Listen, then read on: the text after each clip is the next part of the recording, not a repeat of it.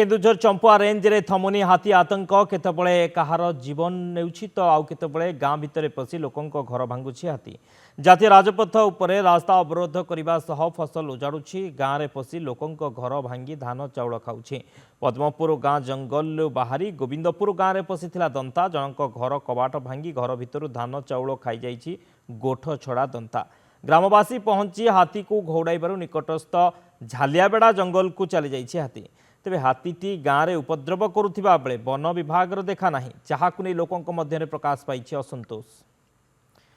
रंजन प्रधान Champua reporter phone line रही। रंजन गोठ छड़ा हाथीर आतंक जो भाव में घर भांगा सहित लोकों को आक्रमण करुच्ची वर्तमान हाथी कौटी रही हाथीर स्थिति कौन रही वन विभाग पहुँचला ना नहीं हाथी घोड़ाइवाई।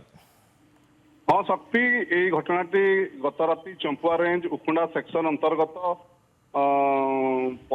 गोविंदपुर गाँव में घटी।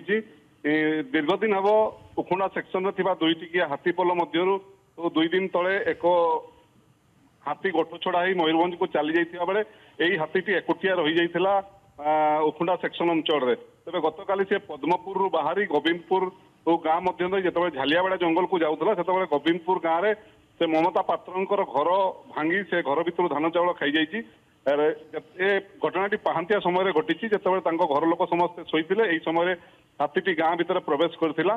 तेबे सौभाग्यवशत कहारी कौन क्षयक्षति हो नथिया बेले घर भांगी किसी धन संपत्ति नष्ट जदि होईछि तेबे घटना घटिबा समय वन विभाग देखा नथिला। ग्रामवासी हाथी को घौड़ेबारु हाथीटी पुणी निकटस्थ झालियाबेड़ा जंगल को चली जाइथिबा जଣା पड़िछि। ओके बहुत बहुत धन्यवाद रंजन समस्त सूचना पाई।